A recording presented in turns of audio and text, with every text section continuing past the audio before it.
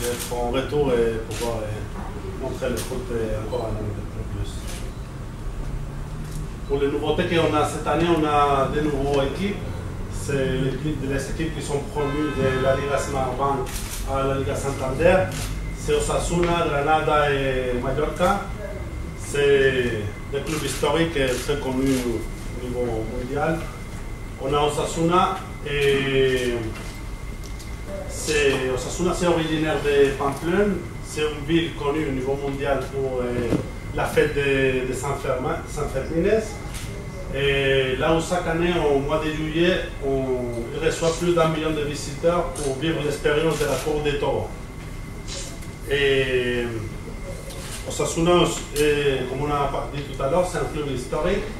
Sa première participation au niveau de la Liga, c'était en 1935. Il a disputé 38 saisons au niveau de la Liga Santander.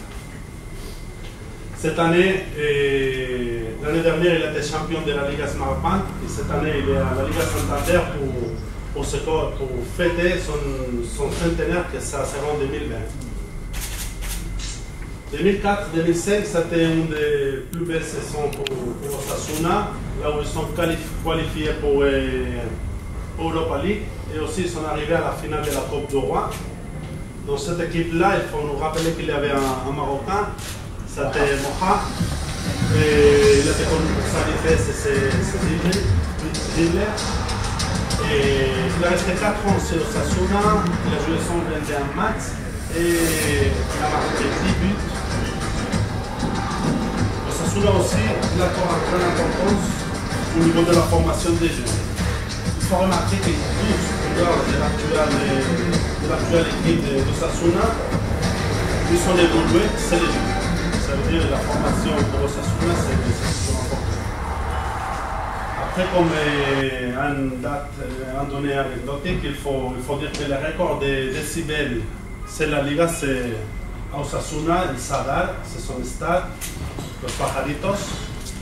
Et c'était en 2009, selon le but de Juan Fran. Grand plaisir qu'on assiste ici au lancement de la nouvelle saison 2019-2020. La Liga, c'est un championnat très important pour nous, surtout pour nos abonnés et nos téléspectateurs marocains. Parce que historiquement aussi, il y a eu beaucoup de joueurs marocains qui ont évolué dans la Liga, mais aussi parce qu'on a une base, tous les cas d'abonnés et de téléspectateurs très très importante au Maroc qui suivent tous les matchs chaque week-end.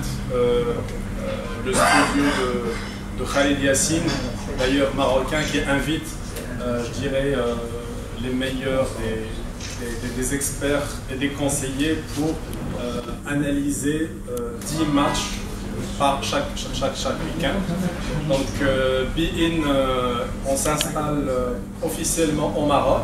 Donc, on a ouvert un bureau au boulevard Massir Akhdra, juste à côté, avec la première boutique de service avant-vente, après-vente, de l'assistance pour tous les clients, abonnés particuliers, mais aussi professionnels, les cafés. Ignacio en a parlé tout à l'heure. Les cafés, ils sont bondés de téléspectateurs chaque week-end pour les matchs de la Liga, aussi pour les cafés, pour les restaurants, les hôtels. Bein Sport, c'est aussi des noms. Tout à l'heure, on a vu sur le slide Hicham, le téléspectateur marocain aussi, de suivre le match avec ses voix. C'est bien, il y a toujours un contenu premier. Il n'y a pas seulement que 10 matchs par saison, bien, il diffuse les 10 matchs chaque journée de la Liga dans des différents horaires. Donc, ils peuvent savoir la visibilité de tous les matchs pour ceux-là qui sont vraiment à fond avec tous les clubs. Et aussi, le contenu premium, ce n'est pas seulement que les matchs, sinon qu'on a beaucoup d'émissions spéciales, comme c'est la Liga Soul, la Liga Gold, la Liga Highlight, la Liga News, la Liga Tab, ou 90 Years of Stories, qui fait référence à des histoires parce que c'est l'anniversaire, le 90 anniversaire de la Liga. On fait des promotions spéciales. Dans le reste des programmes, on peut voir toujours des documentaires, des contenus de la Liga. C'est surtout au niveau de la culture arabe qui sont restés en Espagne plus de 800 ans. À l'Andalus. Depuis 2016, Granada Il est propriétaire d'un homme d'affaires chinois, Yan Lishan, aussi copropriétaire des Timberwolves de la NBA. Le club, il est de retour à la Liga Santander pour la première fois depuis 2017. Au Granada aussi, on a un donné que c'est très intéressant pour le Maroc. Ça veut dire le meilleur buteur de Granada, c'est Youssef El Arabi.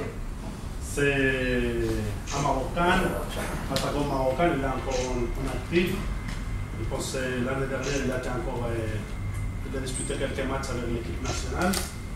Et il a resté 4 ans au Granada, et il a marqué 44 buts. Et son travail adorant cette ville historique réputée pour cette plage paradisiaque en France. Et les clubs, ont parti à l'ancien MVP de la NBA, Steve Nash. C'est actionnariat en partie de Mallorca. Après relégation dans la 3e division espagnole en 2017, ils sont de retour à la Liga Santander grâce à 2 promotions consécutives. Consécutives jusqu'à retourner à la Liga Santander, la première division. C'est un truc vraiment intéressant. À Mallorca, si on regarde un peu dans l'histoire, on trouve aussi un Marocain, c'est Saki, Badou Saki. C'est un des meilleurs gardiens de but africains. Et il a été le premier gardien qui a arrêté un penalty à Ronald Koeman en Espagne. C'est pas évident.